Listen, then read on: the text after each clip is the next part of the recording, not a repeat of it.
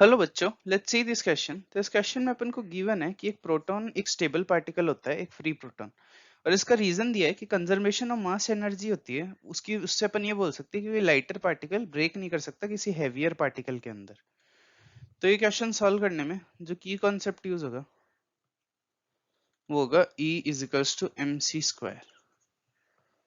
तो जैसे अपन को असर्शन गिवन है कि एक फ्री प्रोटॉन बहुत स्टेबल पार्टिकल होता है, तो ये करेक्ट है। जब एक फ्री प्रोटॉन मूव कर रहा होता है तो वो बहुत ज्यादा स्टेबल होता है। उसके कुछ रीजंस हो सकते हैं। एक तो ये कि जो प्रोटॉन है उसके अंदर मास है और उसके अंदर मिनिमम मतलब मास बहुत कम होता है। तो जब कोई पार्टिकल अनस्टेबल कब होता है, जब उसमें ज्यादा मास होता है और वो अपने अपने न्यूक्लियस को होल्ड नहीं कर पाता, तब वो डिसइंटीग्रेट अनस्टेबल होता है। लेकिन प्रोटॉन बहुत ज्यादा स्टेबल होता है। तो असर्शन करेक्ट है। रीजन दिया है कि according to conservation of mass energy, मतलब E is equals to M C square से कोई लाइट पार्टिकल ब्रेक नहीं कर सकता हैवी पार्टिकल के अंदर।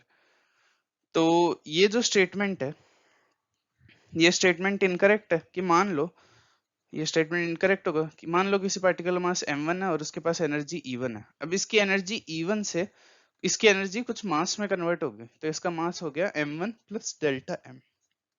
अब ये हैवियर पार्टिकल बन गया थोड़ा, और मान लो ये डिसइंटीग्रेट हो गया m1 plus delta m by two और डेल्टा m बाई टू में।